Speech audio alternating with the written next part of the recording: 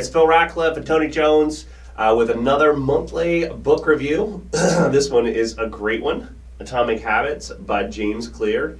I think we both enjoyed it. It was a relatively shorter read and very pertinent to maybe some of your New Year's resolutions. Yeah, if you haven't already given up on them. So that's the reason we timed this book out now. And by this time, truly, there's about 50% of the population that do make some sort of resolution.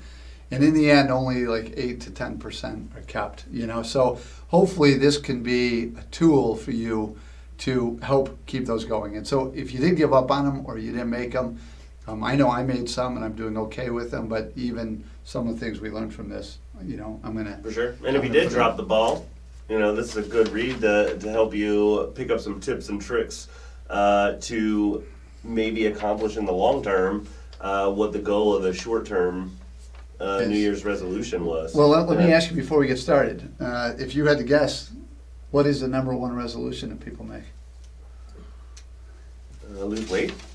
Well, all those are kind of tied in, but like 2/3 of people exercise more, lose weight, get organized. Quit smoking, that was a disappointing. 21% of people, so I hope that's the one that sticks. And the funniest one to me was two of them that said, spend more time with family and drink less. And I don't know how that's going to work. Especially after 2020, right?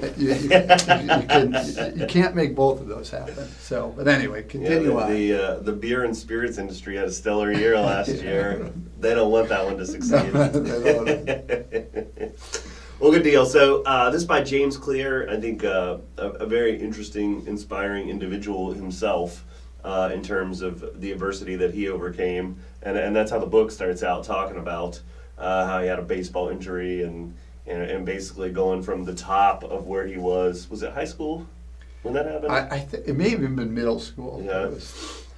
I cringe when I think he got hit in the face with a bat. Baseball bat, right. And then he had to go through all kinds of recuperation to not even being able to make the varsity team anymore. Yeah. And then getting into a good college and being an All-American. Yeah, down the road here in Denison, he ended up playing it, so yeah. So obviously someone who has some experience with the subject, not just in academic writing the book, and has used a lot of the stuff in it to be successful in the face of adversity. So, I think a useful way of looking at the book in terms of how it was broken up is he mainly had like 4 laws of behavior change. And I guess that is a weird way to put it because we think about, habits. Habits are habits, like me biting my nails or smoking or, whatever the case. But, I guess the more sophisticated scientific way is, that's a behavior and you can change it, right? And then he tries to take maybe some of the practical things of how to do that mixed in with the science to, I think, make it a little bit more digestible for most people to how you could best do that. And I found it a good read.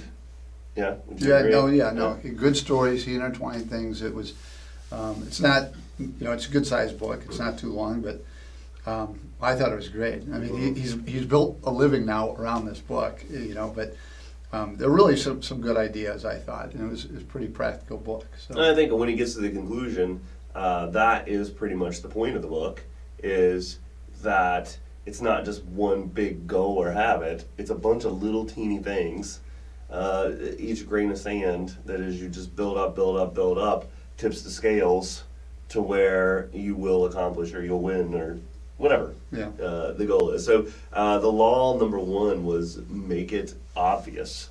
And so he has a lot of examples. We'll just pull a couple out of here. Obviously, we're not trying to do a total outline of the book, or what are they? Cliff notes. Right. There it's out. Abridged version. But just kind of some of the things that stuck out to us. So,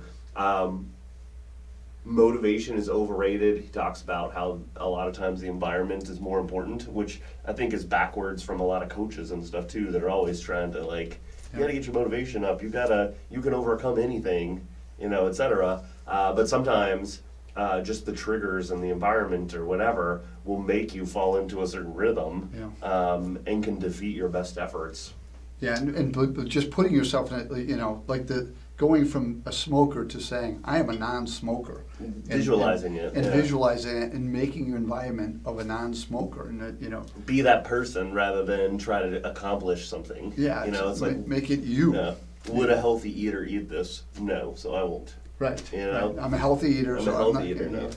Right. Yep. And then changing your persona of like, I'm not a smoker that's trying to quit. Yeah. I'm a non-smoker. Right. Yeah. And that is a big paradigm shift, Yeah. I think. And you're gonna fail. And I think when he gets down to, what was it, his like advanced techniques, one of the main things he said is like, you're gonna fail, but one of your rules should be never fail twice. So in that respect, a failure is kind of like a kick in the butt. Don't do it again. Right. And then the second law was to make it attractive. It's harder to do things that are just crappy to do, right? And so we got to find ways to like build a habit or build it into our lives that's not so intimidating to where we want to avoid it. So I think, his law number 2 and 3 kind of go together, where it's like the third one is make it easy. Yeah. And so he was talking about like pairing things, so something you really like to do with something you don't like to do. And again, we'll weave some of the stories in there. I thought one that, like from his friend that, cleaning the bathroom was like something that he hated to do.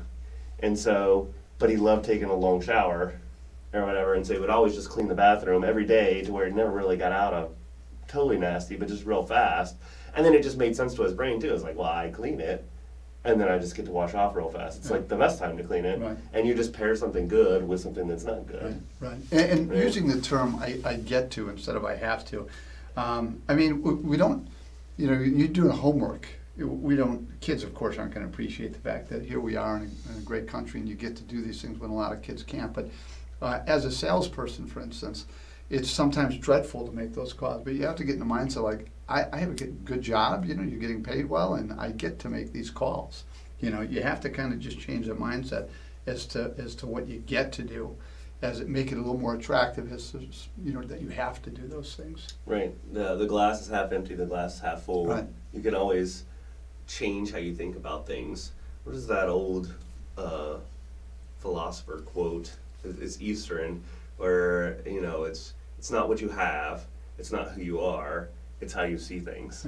Yeah. I think that might even be a Buddha quote. Yeah. So it's a lot of people think about their happiness of most superficially of what they have. Yeah. And then the next step up is like who you are. Like, I'm a great person and all this stuff, but then the next step up is like, you could survive and thrive in almost any situation, and then depending on how you looked at it, just like, what was the example? I don't think it was in this book. It was in another one that I was reading. Oh, it was in 7 Habits of Highly Effective People, and Stephen Covey was talking about this guy that was a professor that was in the concentration camps during World War II, and the way that he got through it was to think about how he was going to lecture to his students after he got out, to tell them about what happened and how to learn from it, etc.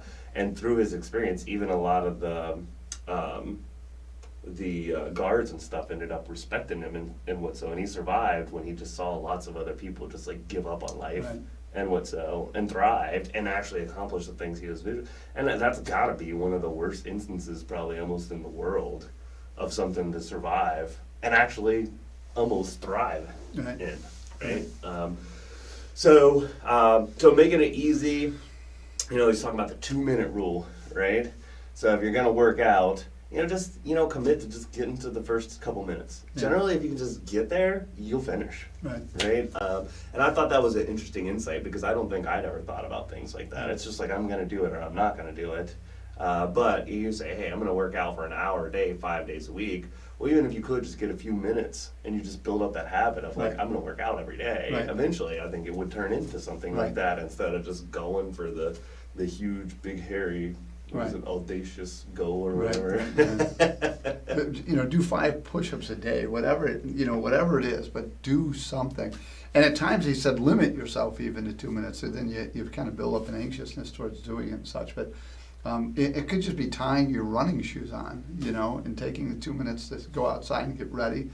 And then you're much more likely to go ahead and do it and build a habit. Right, and you can do, even if you don't, again, have to go after these big in-state goals, if you just do little things, and I think the way that he said it is like, make good habits inevitable and make bad ones harder to do or impossible. Yeah. And so, if you watch too much TV and you watch less TV, then he said, do something like take the batteries out of the remote and set them in it. So like you have to like make a conscious decision to watch TV, to go get the batteries, put them in the remote, and then you do that every time. You're probably gonna watch less, Right. unless you're Right, addicted right, or right, what's right. like he was talking about. I put the beer in the back of my fridge, and it made me drink a whole lot less. Yeah. Because obviously that's not going to stop an alcoholic from drinking. This or that. But if you make it harder Yeah. on yourself, and you're not in that addictive mind state, then it will gradually nudge you very much in the right direction. Well, the TV one I thought was good too, is don't sit down to TV or tell yourself, I am watching You this have to watch a show certain right show. now. Yes, before you sit can't, down.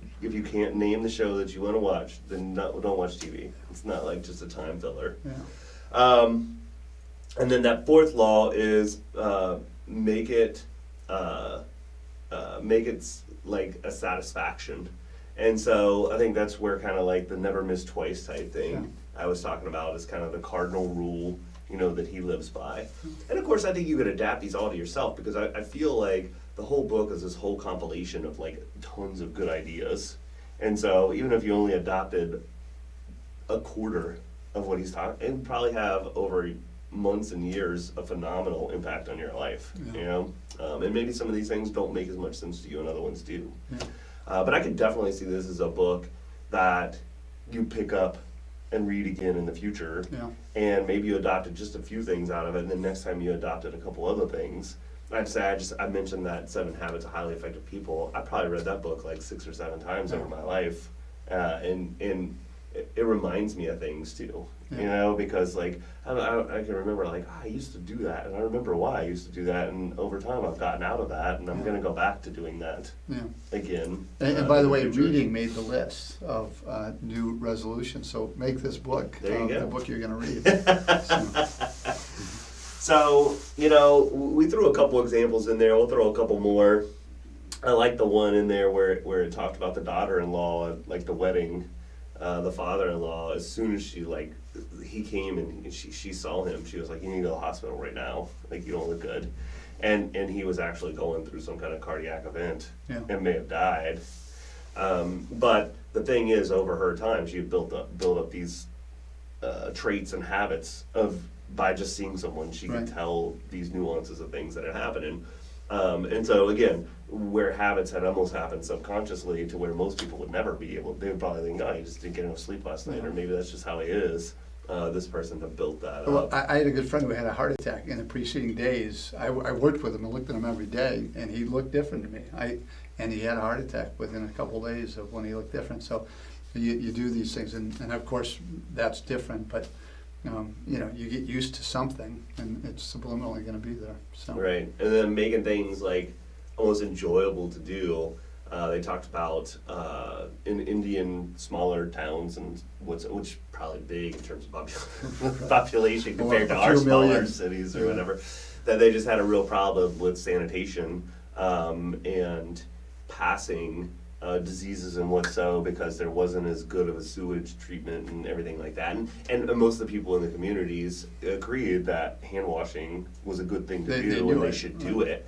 But it just was a pain and it took time and they just didn't do it. And was it Procter & Gamble, I think, made like this soap that smelled good, that sudded up real well, and then gave a bunch of it away for free for a certain period of time. And after people used it and actually had an enjoyable experience with the fact that it would sud up real nice, it smelled good, they felt better about things, even after they stopped the free stuff, the majority of people continued to buy. I think it was like 95% a couple years later was still using it. So. And then, dysentery and diarrhea and all these different things that went down from like 30 to 70% after that.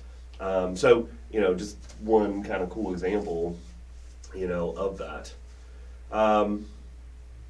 So, you know, lastly, you know, some of the advanced techniques at the end after you kind of read through all his laws and examples and little kind of tips and tricks.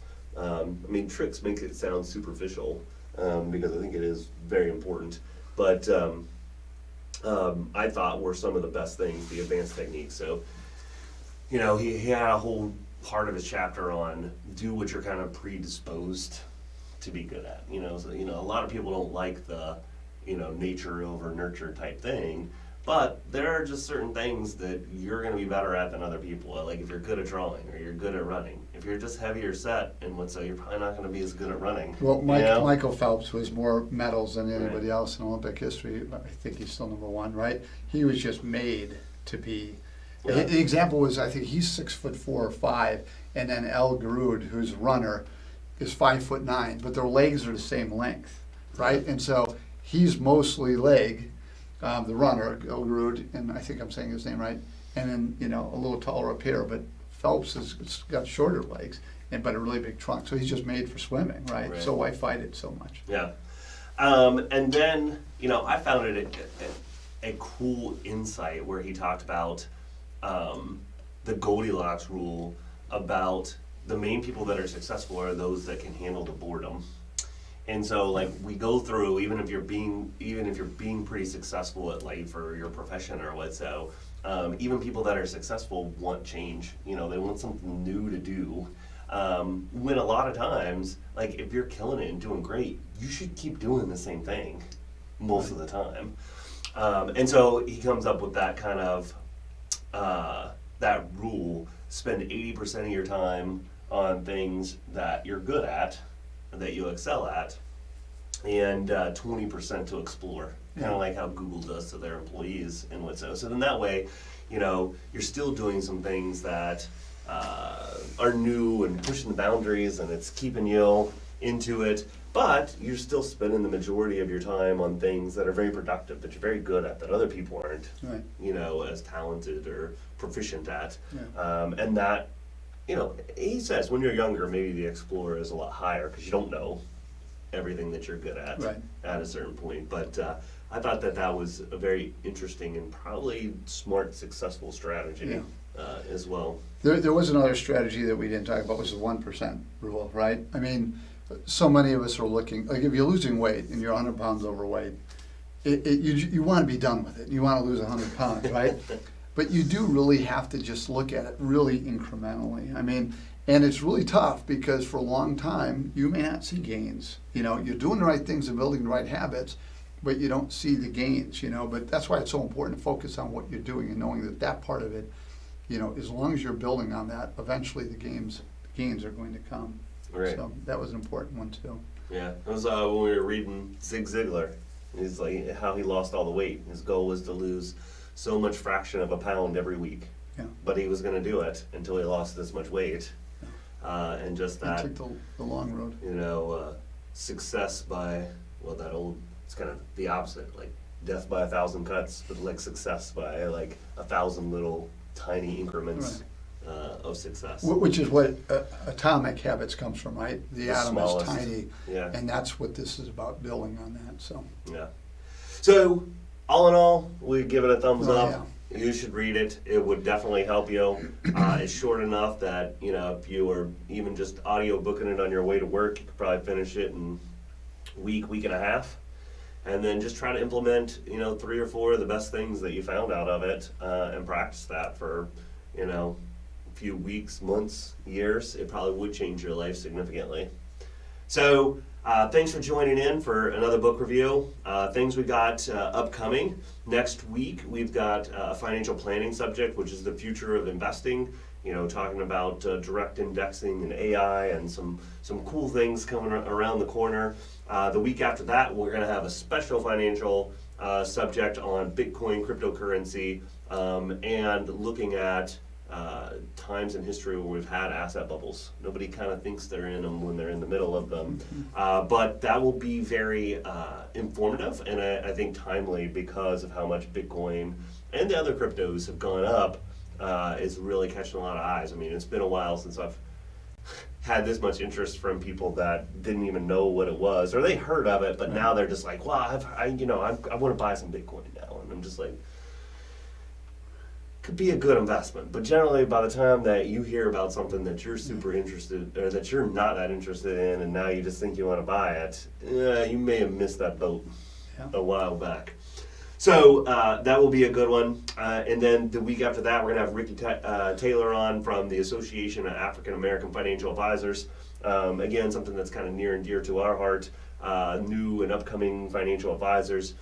We need to explore and embrace how we can get more diversity in our profession for sure. Because just traditionally and how it still is, it's very white male dominated. So the more females, minorities that we can get in here, it's going to make our profession a lot better and sustainable. I mean, our profession on average has a very old base. We need to get more younger people involved to carry the torch forward and really bring financial planning and what's so to the masses. Because I think no matter where you are, if you don't think that you're wealthy or even middle class yet, we can all use our resources more effectively, and financial advisors can help people do that. Almost like a trainer or a coach could help you get in shape with some of your weight loss goals. So, and technology will help us be able to do that, where this type of thing isn't just for rich people, right? So, again, thanks for joining in. Hope you are having a super start to the year, and we look forward to seeing you next time. Have a great weekend, everybody.